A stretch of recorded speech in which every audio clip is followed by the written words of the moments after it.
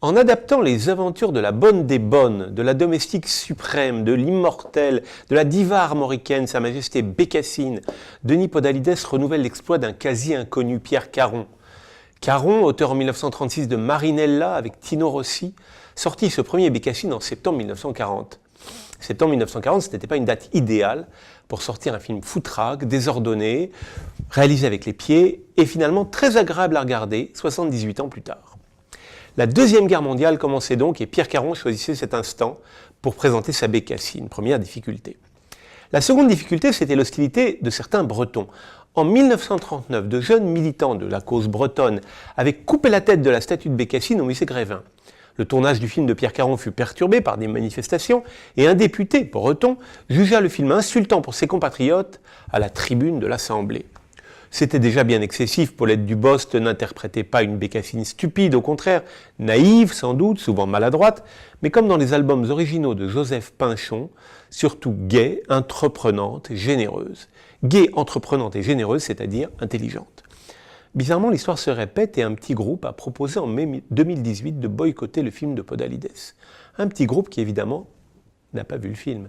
Les boycotteurs ne voient jamais les films qu'ils veulent interdire. D'abord, le film de Podalides n'a pas été tourné en Bretagne, mais en Normandie. Et de toute façon, pas un plan n'y est insultant pour qui que ce soit. Ce film délicat, léger, comme toute l'œuvre de Bruno Podalides, est justement le contraire d'une insulte. Depuis le début de sa carrière de cinéaste, il y a 25 ans, il impose avec discrétion un ton très particulier dans le cinéma français. Une écriture précise, attentive aux moindres détails, des scénarios jamais linéaires, jamais simples, faits d'enchaînements de situations reliées harmonieusement, en prenant toujours le temps de s'attarder sur une idée, une notation, un gag ou un instant de poésie. Et cela même si cela retarde apparemment l'action. En réalité, l'instinct du narrateur Podalides, sa capacité à sentir le rythme de ses histoires font que jamais un détour apparent n'éloigne vraiment du chemin suivi.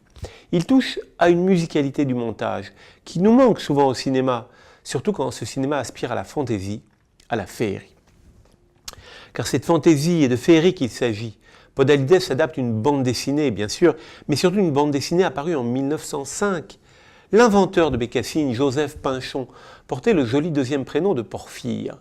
Et ce deuxième prénom, Porphyre, est comme le symbole d'un charme ancien, jamais ridicule, toujours gracieux, et pourtant suranné, lointain, une fraîcheur plus que centenaire qui ne faiblit pas, ne se dissipe pas. Les enfants de 2018 continuent à lire Bécassine comme ils lisent toujours, selon leur âge, Babar, la comtesse de Ségur ou Marcel Aimé. Ce qui est suranné, ce sont les décors campagnards, les poulaillers, les manivelles pour démarrer les voitures, les dames nobles qui houspillent leurs petites bonnes, les messieurs à monocle. Ce qui ne bouge pas, c'est la perfection d'un style précurseur de celui de Hergé.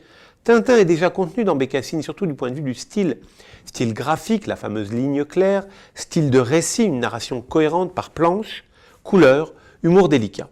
Bécassine n'est pas l'aventurière que sera Tintin quelques années après, mais elle est si enthousiaste que l'esprit d'aventure apparaît même dans ses plus petits gestes. Il est absurde de dire que Bécassine est bête, elle est spontanée, c'est tout le contraire. Toutes ces qualités, contenues dans les albums originaux, Podalides y est extrêmement fidèle, tout en étant fidèle à sa propre cinématographie. En 2001, dans Liberté Oléron, récit faussement simple de vacances familiales, il montrait sa prédilection pour ce qu'on appelle le comic slow burn, où les gags sont amenés très lentement, préparés avec indolence. Les ambitions des personnages y étaient si minuscules qu'on frôlait souvent l'insignifiance, sans y tomber jamais, au contraire même.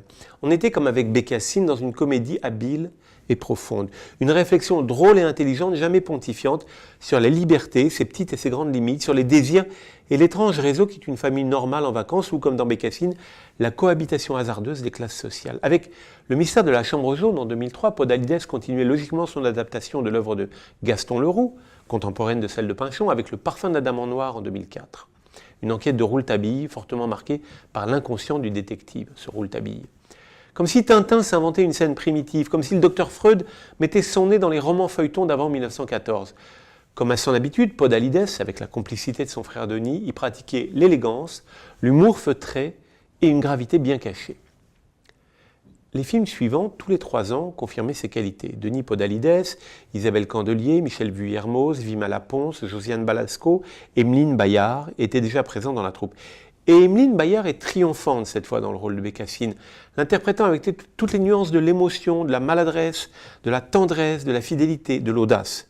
Karine Viard est présente pour la première fois, on espère qu'elle ne quittera plus ce navire. Quant au capitaine, Bruno Podalides, il se réserve logiquement le rôle du marionnettiste, du tireur de ficelle. Il joue son personnage, escroc, mais pas trop, à la façon d'un Pierre Brasseur. Et il n'est pas indigne de son grand prédécesseur. Bécassine est un film drôle, élégant, surprenant. Les plaisirs différents qui prendront les enfants et les adultes seront une preuve nouvelle de la complexité joyeuse du travail de Bruno Podalides.